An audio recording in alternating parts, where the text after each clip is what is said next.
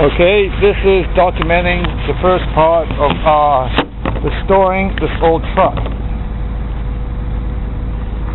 I'm John from the Great White North, and this truck has been sitting in my backyard for like 20 years.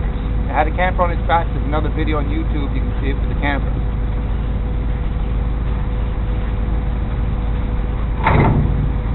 It's been sitting so long. I had to put a carb kit in.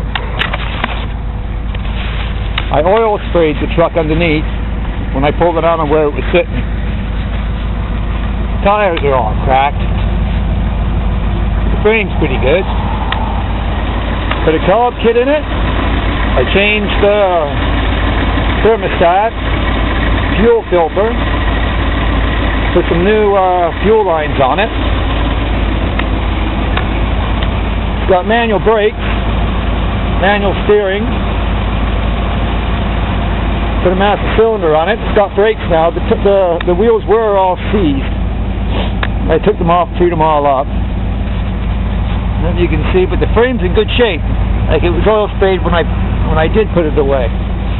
That's a 318 in there. And then the other video, she was running pretty rough. And somebody said they thought it was the time in making a backfire, but oh yeah, it plugged.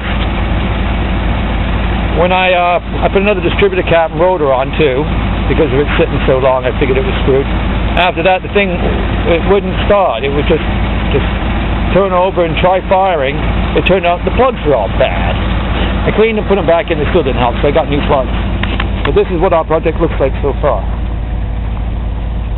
It's a 3/4 ton. Inside's a mess. The mice are in here. I did some repair work on the floor a long time ago. The mice are in here, but I'm going to take the seat out. It's too bad the roof's got a little rip up there. I'm going to smoke all these windows black. Well, I'm going to put limo black in this back one. On the sides, I'm not going to go so dark, but that'll be when the weather gets a little warmer. But you can see the shifter is in the dash. I checked out the horsepower on this 318 back in '68. It was 230 horses. I know she's not much to look at right now, but it's still pretty solid. I got a rough spot here. I'm going to fix this.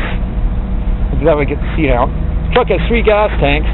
It's got the switch right here for the 3, but I probably couldn't afford to fill all 3 up anyway, but still. And if anybody out there knows where I can find a tailgate, I lost the tailgate because I had a camper on it and I couldn't keep the tailgate on it. I need new backup lights, and the bumper's off. The bumper is off a Ford, so I want to get another bumper for it.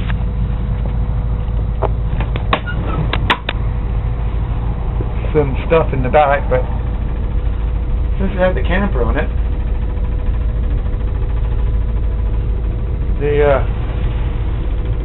the bed itself isn't in bad shape at all. Like I said, even when I was driving it, I used to try and oil spray it from time to time.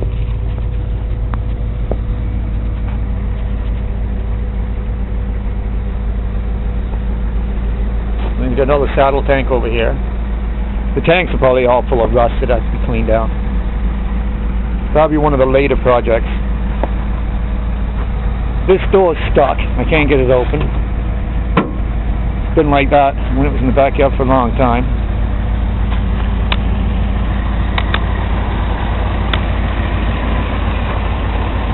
But as you can see, this is our project. I figured it survived 20 years sitting back there with a camper, and it's one heck of a tough truck. I tried towing a car trailer behind this thing with a great big old Chev on it one time, and I pulled her up the mountain and the truck didn't care. Just yanked it right up. Not a problem, no slugging it down or anything. These things were where the shocks went to the top of the camper. enough to come off. But otherwise, that's what we got. This is our project. So, this is John from the Great White North, and I will make another one as soon as I get some more work done to it, and you can see how this thing goes back together piece by piece. And if I get the body work done, and it's fairly straight, I'd like to paint the truck a real dark green. So if anybody knows where there's a tailgate, I need a tailgate, and I would like to try and find some decent rims. It's it's an 8-bolt pattern, because these rims are really shabby looking. It'd be nice to spruce it up a little bit. Okay, so that's me, John from the Great White North, signing off, and have a nice day, guys.